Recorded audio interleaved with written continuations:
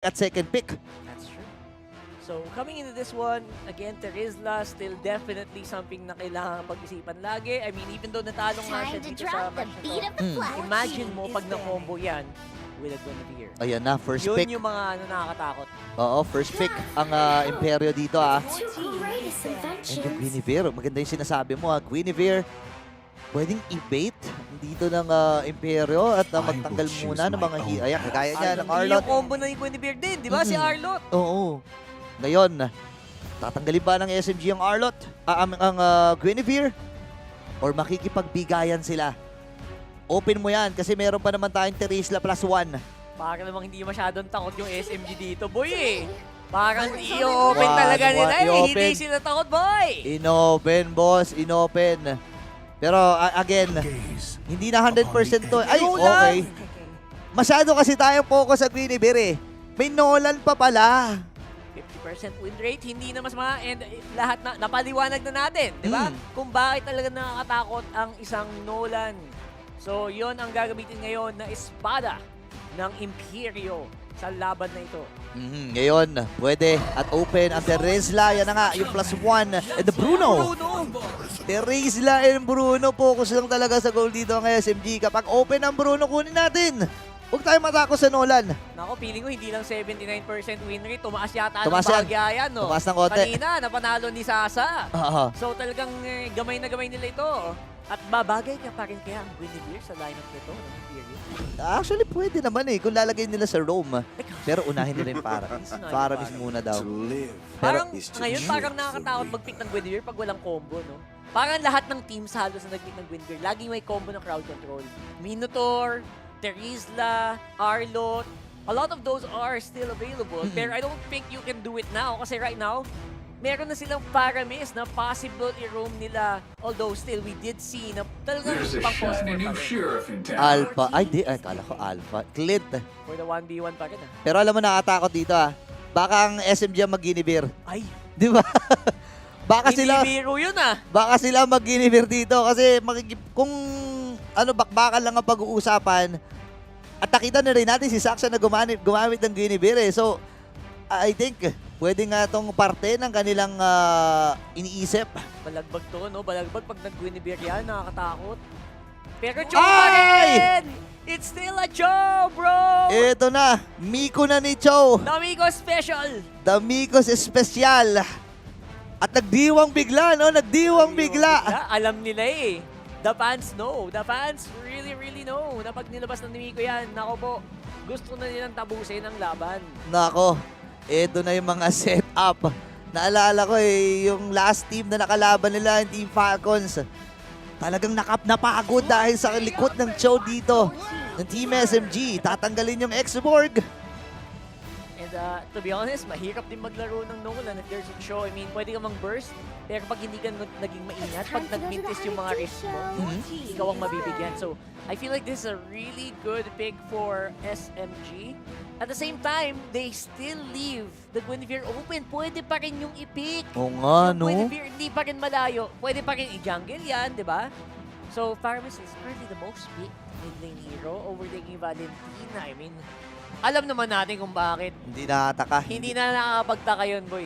Oo, hindi nakapagtaka. Dahil yung kits din yan yung survivability, itataas para sa inyong komponan with that Nether Realm. And yung pokes din. Pinamba-backdoor nga yan ng base eh. Si Ay! Good Knight.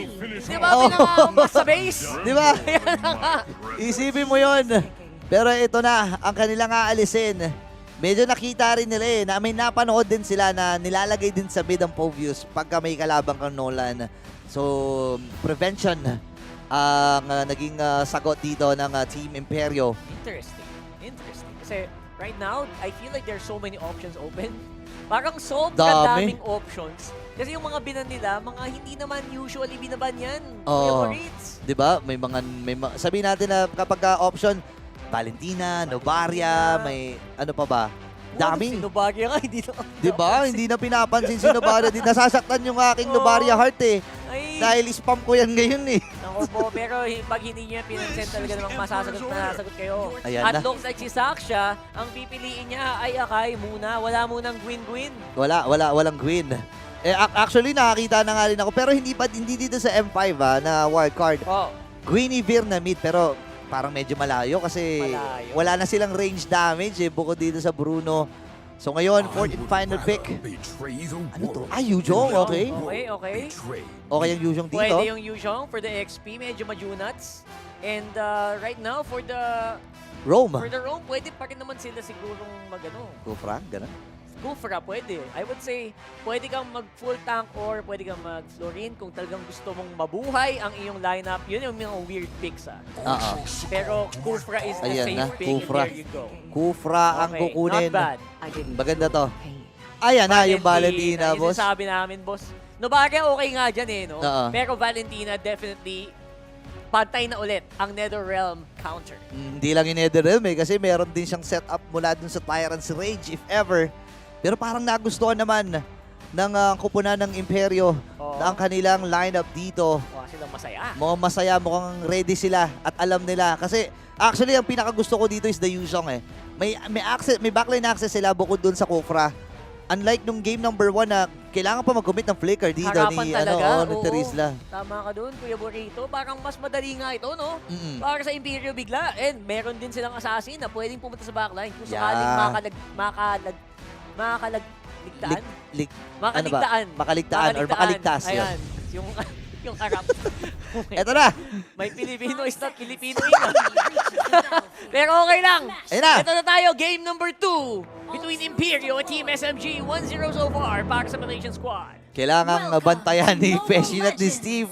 Huwag kang makaligtaan. Wag makaligtaan itong si Aurora dahil hindi natin alam kung saan nang manggagaling si Miko. Dahil ginawa na niya ito ng multiple times na.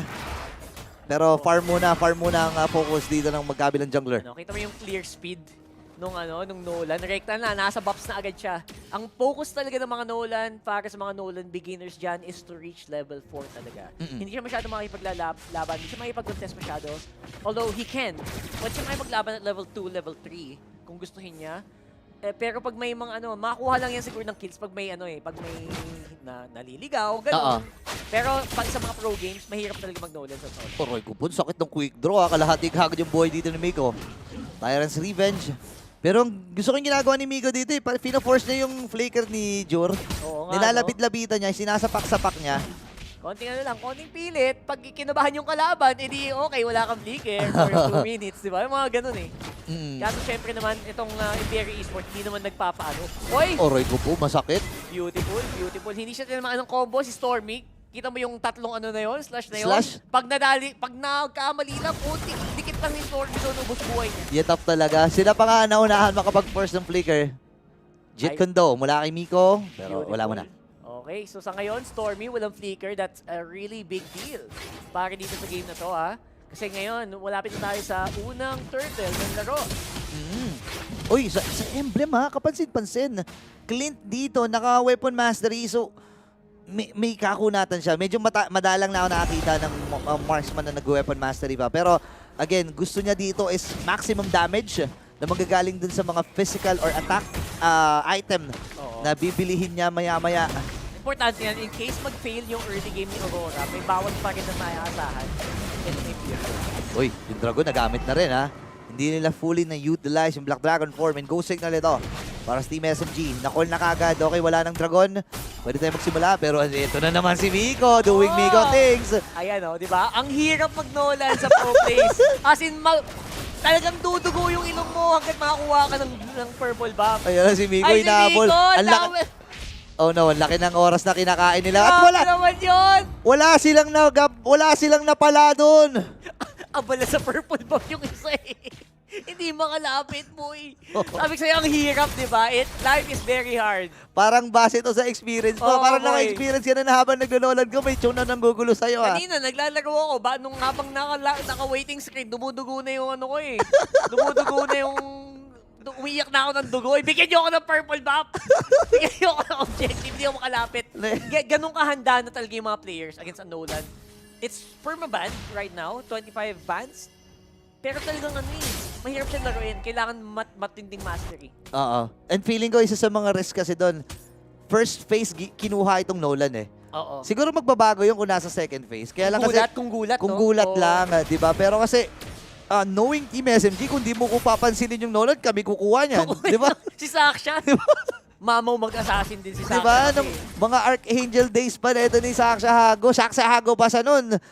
Malakas na to mag-assassin eh. Uy, pero Stormy atake, nandun yung burst. Pero NetherRealm, sumabog din siya. Yun yung sinasabi ko, yung nakatayo ka lang, pero flicker yung kagamitin. Habang heavy spin, Aurora di makadash. Andun yung bouncing ball, pero penalty zone for the follow-up mula kay Smooth. Smooth play again para sa Terizla na to. Nakita mo yun, men? Inaliyop ni Saksha kay Smooth. Ang beautiful dun. Ang beautiful. Ganda, Hindi inipit ha, hindi inipit. Dinerecho sa penalty zone. nilagay. Sinerve sa kanya. Pero si Marquino dito nakikita rin niya na nahihirapan. Itong si Aurora na kumuha ng kanyang buff. Remember, may isang death na to. So, kailangan niya lalong mag-ingat. Kasi maaga pa, 4 minutes and 30 seconds pa lang ha. Tatlo na yung nag-security guard para lang makuha niya yung buff. Hindi, kasi malafani kasi yan, sobrang energy dependent. Yep. No? And that's something na talagang minamaximize nyo pagkalaban nyo. Alam nyo na yung kung nasan yung Nolan most of the time. Yun. So, ito na yun, guys. We are seeing a very masterful counterplay mula sa Team SMG laban sa isang a lot of people would consider an OP na hero. Yeah, yung Nolan na to. Pero mapapaforce ng Flicker. Masasabi natin na maganda ang ginawang attempt daw ng Imperio. Reverse na nila si Migo, pero may Jeet Kundo, may Shunpo rin na available, at another turtle na libre para sa SMG. Maganda, non-stop aggression from SMG. 2,000 agad ang kanilang lamang at mamakuha pa yata ng Torre. Itong si Smooth doon sa taas ng walang contest-contest. So, again, just like Game 1, I think most of the eggs in the Imperial Esport basket ay nandito kay Jurg na naman. Yeah, I agree. And isa siguro sa mga parang napapansin ko, no, in terms of the emblem, si Feishin kasi nag-purify siya. So, nag-react siya doon sa Cho hero dito ng Team SMG. Oo. No, kasi another way sana siya na para setup. Yung clicker na, ano tawag dito, hatak? Shadow Stampede. Shadow Stampede, di ba? Pero dahil nga doon, wala nang way.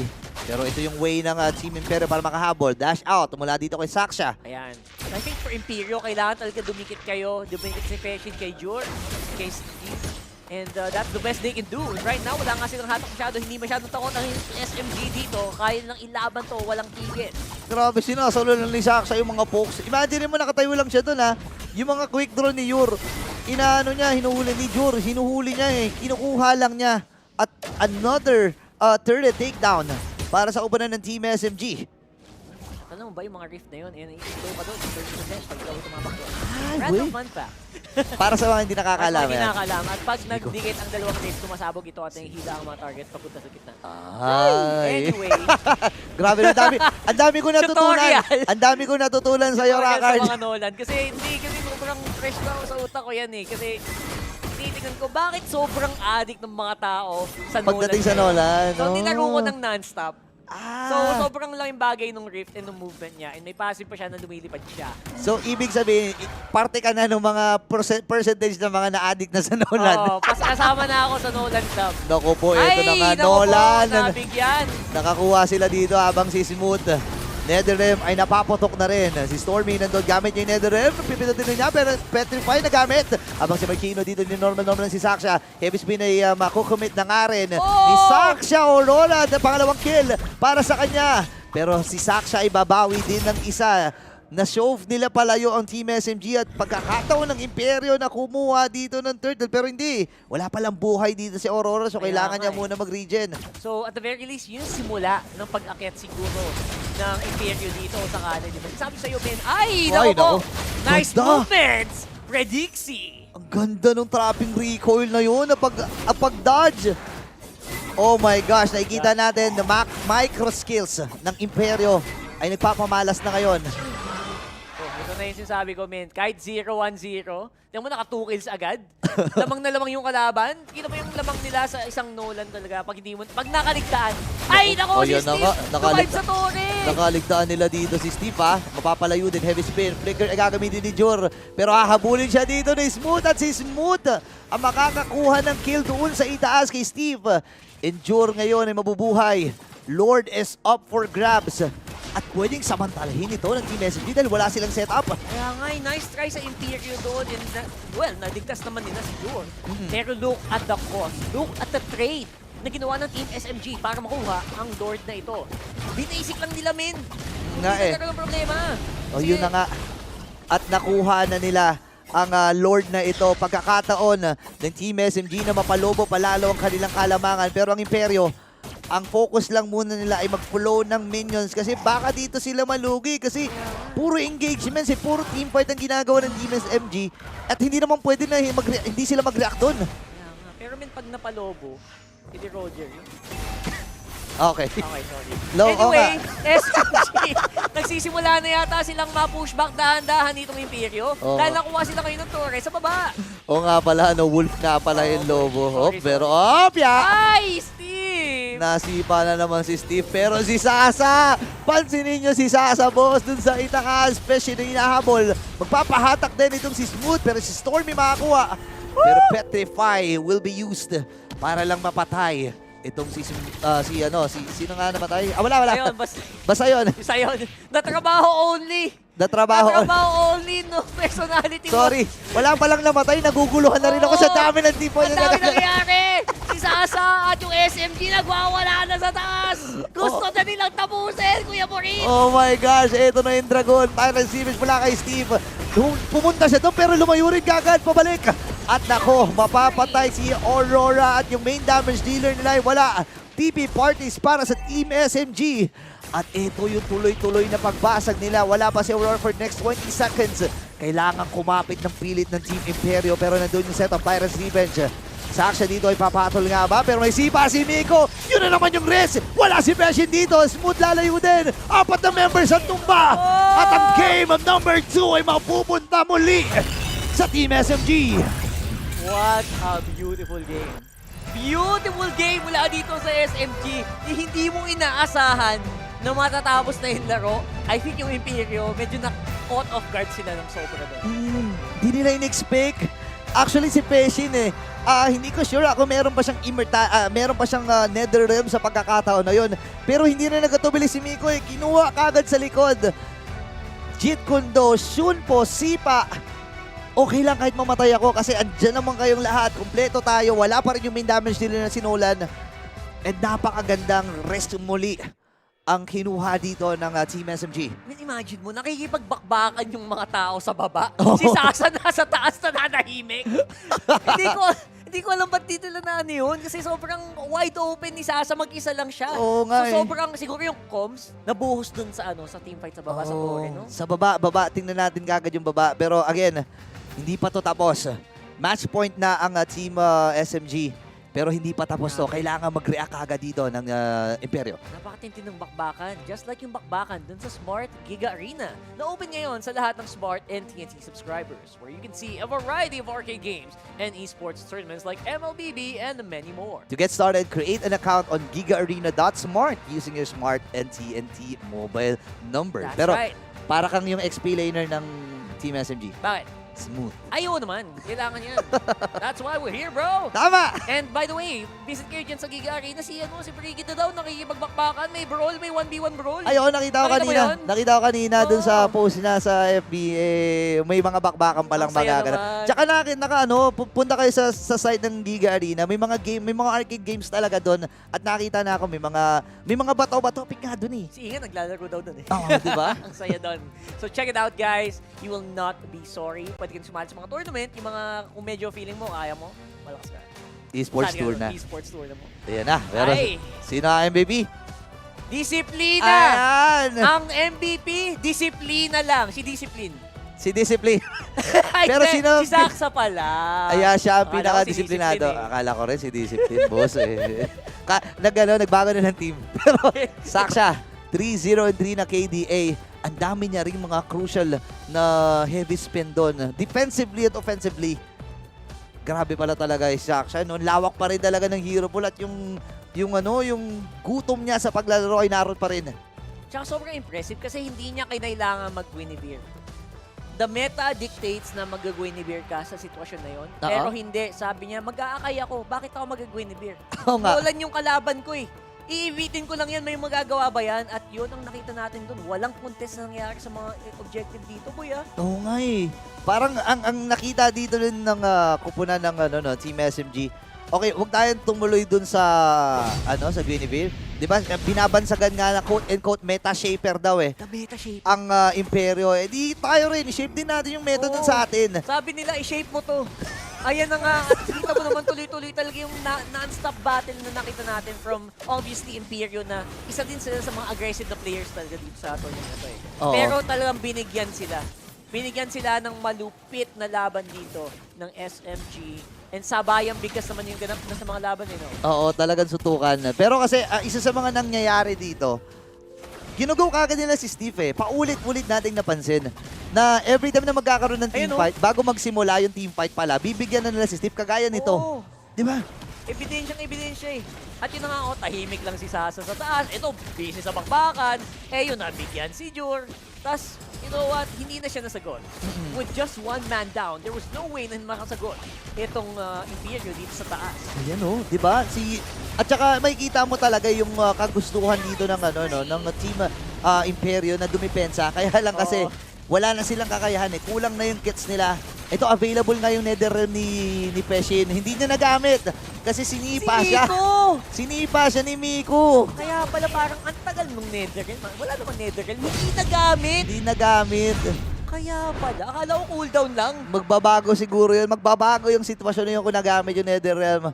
Pero grabe, ang taas ng kill score dito. Hindi, actually mababa na to Babaan pa yan, Mababa oo. to, pero ang taas ng lamang ng SMG in terms of kill score. 10 minutes and 31 seconds, by the way. Really, really fast game. Alam mo, Burrito, partida pa yon kasi naka-purify pa si Pesci. Imagine mo yun, kung ikaw si Miko, hindi ka naman sure kung may purify yun. Parang you took a risk na to go for straight for the Netherrealm, straight for this hero, na hindi mo sure. And yun, because of the risk na tinake nga nila at pinag-uusapan na mula game 1 pa, nagpe-pay off. And that's why laging lumalamang yung SMG. Kasi technically, hindi naman sila sobrang lamang sa stats. Oo. Hindi sila sobrang lamang sa draft.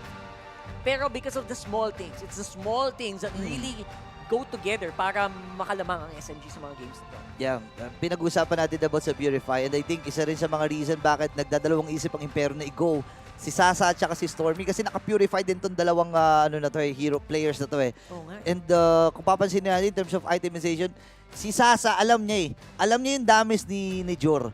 So una kagad steel leg plate. Alam niya eh, hindi pwedeng maulit yung mga naganap ng game number 1 na sinosolo kill siya ni Jor, no? Steel leg plates, pagkabuo niya Warrior kagad. boots. Oo, di ba? Warrior boots talagang physical. Boy. I like it. I really like it. And naghahanda na siya for the duel. Kasi I think in the previous game, nabigyan din siya eh. Totoo. Nabigyan si Sasa eh. Sabi niya, oy, nasolo kill ako. Hindi na maulit yun. We will show you na kung gusto mo ng late game, bibigyan kita ng late game. Parang ganun yung naging message si Sasa dito. Yeah, ang hirap kalaban talaga ng mga Bruno, no? Kaya talagang pina-priority pick. Even sa mga rank games naman makikita natin na priority pick talaga ang Bruno. Oo naman. Pero isa sa mga nagbago din ng laro na yun is the Valentina. And actually, pinag-uusapan natin na okay ang Valentina, pero pinasabik muna ng Team SMG. Nilagay nila sa dulong pick. Actually, kung Novaria, okay din naman. Pwede din yun eh. O pwede rin yung Oo, Novaria no? kasi more on the vision and alam mo naman yung mga heroes na gamit ng Team Imperyo naglalaro sa mga bushes eh, 'di ba? Mga Kufra, yung Nolan nagtatago din sa mga bushes. So, pwede sanang gamitin din iyon. Pero si Stormy kasi alam niya kung ano gagawin eh. Boss, pagkatiwala niyo sa akin, gamitin ko tong Valentina, agawin ko lahat ng mga skills na pwedeng gamitin diyan. And kapansin-pansin, 80% team fight participation para kay Stormy. Talagang siya yung nagiging winning recipe ng Team SMG every time na Totoo yan. magkakaroon ng team fight. Para naman sa Imperio, I think Feshin yung majority ng damage na yun. Commendable pa rin, no? Na may ganong control si Feshin kahit sobrang tagilid na nung team nila sa game na yun. So, big props to Yor for trying at least, di ba? Sinubukan naman yung makipagsabayan eh. Yeah. He tried to go head to head with Sasa. Talagang ang hirap ding pumuesto ng maganda pag may umiikot na Akai sa kabila. Oh, hindi lang yung Akai eh, pati yung Cho eh. May Cho, Di ba? men, ang dami mong Ang dami. papatayan. Ang Pati nga,